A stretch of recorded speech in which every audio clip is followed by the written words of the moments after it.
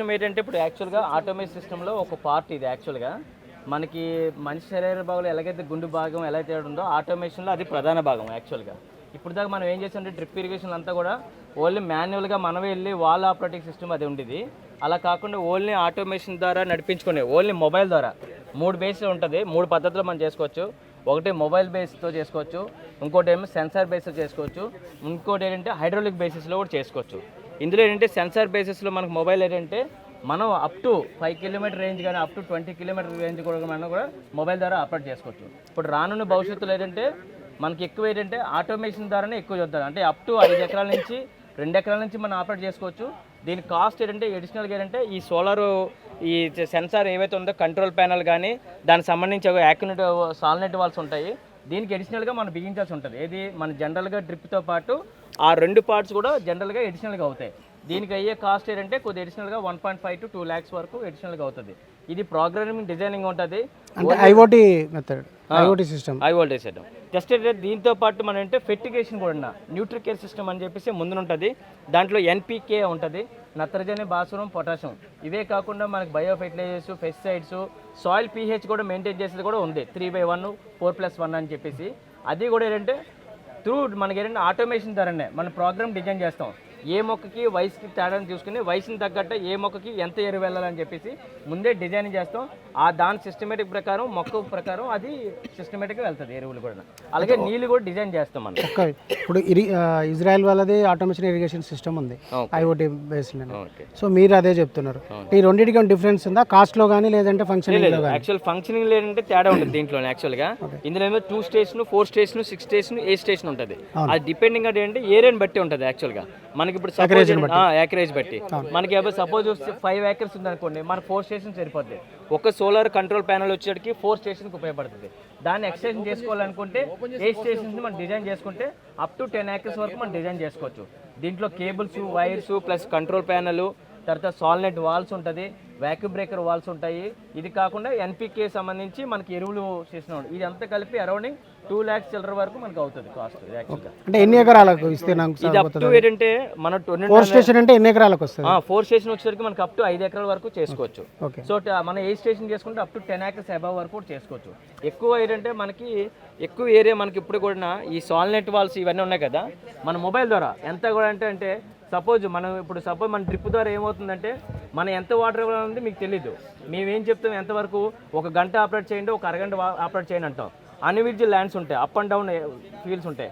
ఎంత యాక్యురేట్గా ఇరిగేషన్ ఇచ్చినా సరే డౌన్ ఉన్న దగ్గర ఎక్కువ వాటర్ పడుతుంది, అప్ ఉన్న దగ్గర తక్కువ వాటర్ పడుతుంది. అదే ఈ ఆటోమేషన్ సిస్టమ్ ద్వారా ఏంటంటే మనం డిజైన్ చేస్తాం, ఎంత అయితే మనం డిజైన్ చేస్తాం అంతే ఆప్టిమమ్ వాటర్ పడుతుంది. సపోజ్ ప్లాంట్ ఏజ్ని బట్టి ఉంటుంది.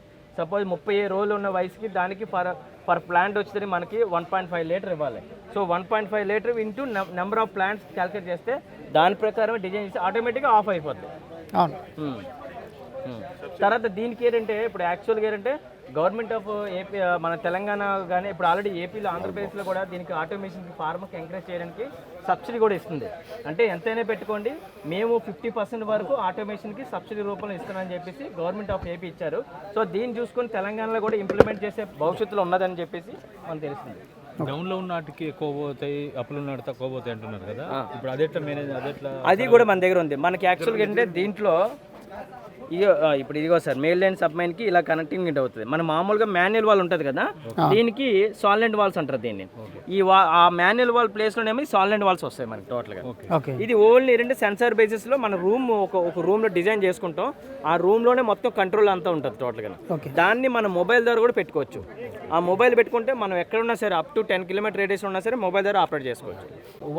Through one RTU you can operate 4 valves.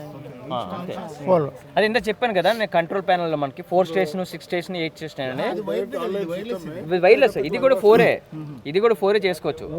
तो अभी మనకి సపోజ్ ఎక్కువ 80 वोल्ट तक जा सकता है, 80 तो आप 100 एकड़ पे चला जाता है. అది కూడా 1.5 kilometer వరకే. రాజు గారు, ఆల్రెడీ రైతు దగ్గర ఎగ్జిస్టింగ్ డ్రిప్ ఇరిగేషన్ సిస్టమ్ ఉంది. దాన్ని మనం ఆటోమేషన్ కు కన్వర్ట్ చేయాలంటే ఎంత ఖర్చు అవుతుంది అంటే జాగ్రత్త?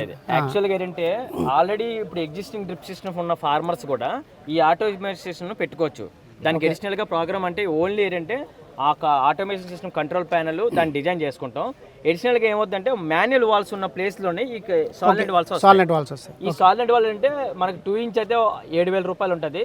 అదేంటంటే అదే మాన్యువల్ వాల్ అయితే మనకు 500 రూపాయలు ఉంటుంది. దీనివల్ల అడిషనల్గా మీకు ఏంటంటే బడ్డెన్ అనేది 50,000 వరకు అడిషనల్గా అవుతుంది. ఆ ప్యానల్ బోర్డ్ ఇవన్నీ కలిపి ఒక 1 lakh వరకు అవుతుంది. సో టోటల్గా 1,50,000 అవుతుంది ఎగ్జిస్టింగ్ సిస్టమ్ సార్. 5 acres అయితే మన 5 acres కూడా సేమ్ అదే వస్తుంది సార్. మీకు అదే గుర్తుంచుకోండి, 5 acres అప్ టు 4 acres వరకు మన 5 acres సేమ్ ఇన్వెస్ట్మెంట్ 4 వాల్స్ అయితే సరిపోద్ది. సేమ్ ఇదే కంట్రోల్ ప్యానల్ కూడా ఒకటే సరిపోద్ది. సపోజ్ మీకు 5 to above ఉంది అనుకోండి, అప్పుడు 6 స్టేషన్ రావాలా. అక్కడ 4, 6, 8 ఏరియా పెరిగే కొద్దీ మన స్టేషన్ ఎక్కువ పెంచుకోవాలి. దానివల్ల ఏం లేదు, ఒక ప్యానల్ నుంచి అప్డేటెడ్ గా చేసుకుంటే 6 స్టేషన్ చేసుకున్నాక ఒక 20,000 యాడ్ అవుతుంది. ఏ స్టేషన్ అనుకోండి ఇంకో 30,000 యాడ్ అవుతుంది. అంతే తప్ప ఇక్కడ 5 ఎకరాలు ఉంది, ఇంకొక 2 కిలోమీటర్స్ దూరంలో ఒక 8 ఎకర్స్ 8 acres ఉంది. 8, 5, 14 ఎకరాలు ఉంది సార్. అప్పుడేమంటే 14 ఎకరాలకి మనకి ఏమో 40 స్టేషన్ కూడా మనకు దొరుకుతుంది. 2 కిలోమీటర్స్ దూరం అంటే అది వేరే సార్. ఇప్పుడు అది నేను చెప్పేది అంటే వైర్డ్. అవును, అది ఎక్కడైతే ఉందో మనం చెప్పాను కదా, కంట్రోల్ బాక్స్ ఒక డోర్ పెట్టుకుంటాం కదా, ఈ వాల్స్ అన్ని కూడా కేబుల్ వైర్ అండర్ గ్రౌండ్ వెళ్ళిపోవాలి ఇలాగా. ఇదే ఏమవుతుందంటే అది వైర్, ఇది వైర్లెస్. ఇప్పుడు వైర్లెస్ ఈ వైర్లెస్ ఏంటంటే ఆర్టీయూ అని ఒకటి పెట్టారు సబ్స్టేషన్, యాంటీనా టైప్. ఈ రేడియేషన్ అంటే ఏది వైర్ ఉండదు. అది ఎందుకంటే మన భూమిలో ఆల్రెడీ ఎలుకల బాధ ఎక్కువ ఉంటుంది. తర్వాత ఎక్కడైనా వైర్ డ్యామేజ్ అవుతే ఎక్కడ డ్యామేజ్ అయిందో మనకు తెలియదు. అది తెలుసుకోవాలంటే చాలా కష్టం. ఎక్కడైనా ఒక కేబుల్ కట్ అయింది అనుకో, మళ్ళీ ఆ కేబుల్ ఎక్కడ ఉందో మనం చూసుకోవాలి. అలా లేకుండా ఈ ఆర్టీయూ స్టేషన్ పెట్టుకుంటే ఈ రేడియేషన్ ద్వారా 1.5 kilometer వరకు ఏది వైర్ అవసరం లేదు. ఓకే, ఓన్లీ ఆర్టీయూ స్టేషన్ ద్వారా మనం ఆపరేట్ చేసుకోవచ్చు అంట.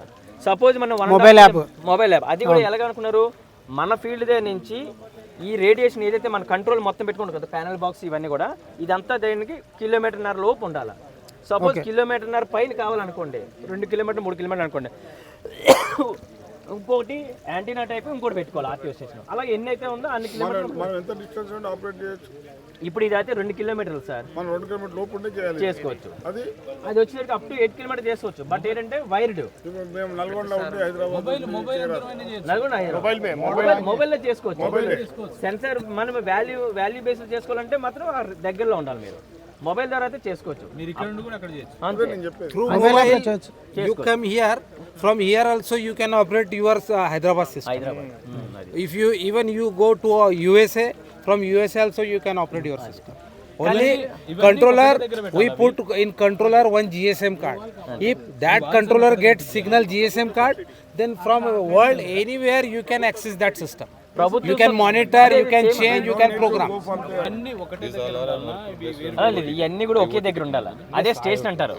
యాక్చువల్గా అదే అంటుంది కదా, ఒక చిన్న రూమ్ లో అన్ని కూడా మరి పడితే మేలేన్ అంతా కూడా ఒకే దగ్గర తీసుకొస్తారు.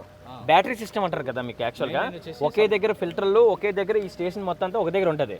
అదే చెప్తున్నా, ఆ స్టేషన్ అనేది ఏంటంటే సెన్సర్. ఇది మన వైర్లెస్ అనుకోండి అన్న. ఈ ఆర్టీయూ ఏజెంట్ అయితే ఓన్లీ 1.5 kilometer వరకు ఉండాలి మన ఫీల్డ్. ఇది సపోజ్ 1.5 kilometer కాదు 3 kilometers ఉంది అనుకోండి, ఇలాంటి ఆర్టీయూలు ఇంకోటి పెట్టుకోవాలి అడిషనల్గా. అది ఓన్లీ అడిషనల్ ఒక ఆర్టీయూ వచ్చి 15,000 రూపాయలు అంట. 5 ఎకరాలలో ఒక 5 గేట్ వాళ్ళు వచ్చినాయి అనుకో, 5 గేట్ వాళ్ళు కూడా ఒకటే దగ్గర పెట్టుకోవాలి. 5 గేట్ వాళ్ళు ఒకే దగ్గర. ఇక్కడ నుంచే ప్రతి పైప్ వెళ్ళిపోవాలి అంతే. సో వెళ్ళిపోయినప్పుడు అదే మరి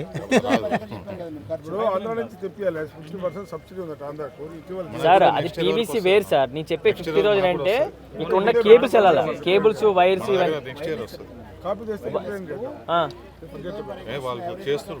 ఏది వైర్లెస్ గా 50,000 పైన వస్తుంది సార్. ఆర్టీఓ స్టేషన్ కూడా పెట్టాలి కదా, 15,000 అవుతుంది. పైపులు